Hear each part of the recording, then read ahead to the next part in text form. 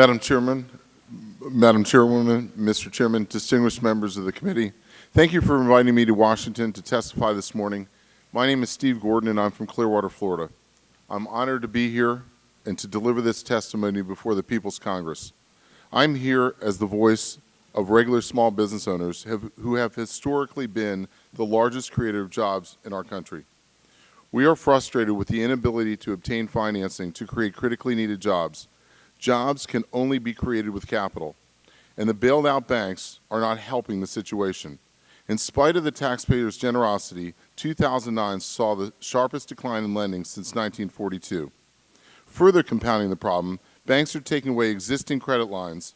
While this may be a prudent act of self-preservation, credit reductions lower your credit score, giving the banks a convenient reason to increase your rates. Consider my story. I'm the owner of a small business called Instant Off. We manufacture a water-saving device that fits on any faucet and saves up to 10,000 gallons of water a year. Instant Off costs less than $10, and we have sold over 800,000 units. Our U.S. market potential is 50 million units, and globally around 200 million units.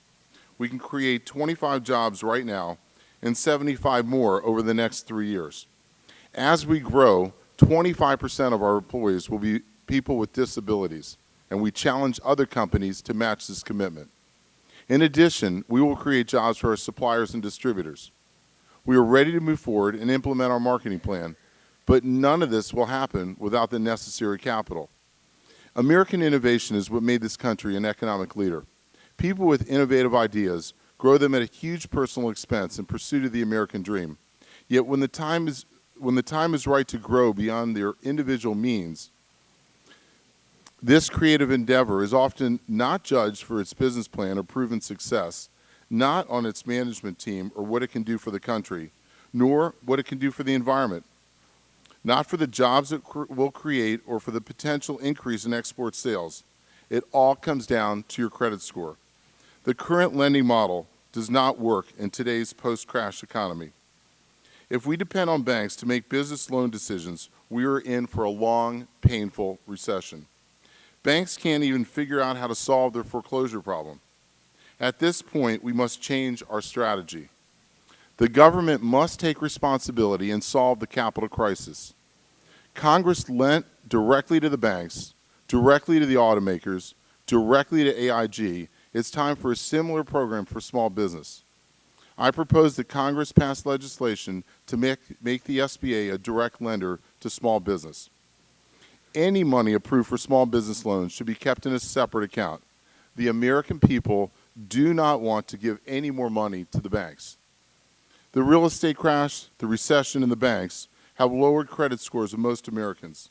In order to create the amount of jobs we need, credit scores cannot be used as the sole factor in obtaining business loans. I am proposing a 15-point lending criteria to serve as a guide in evaluating and determining small business loan approval.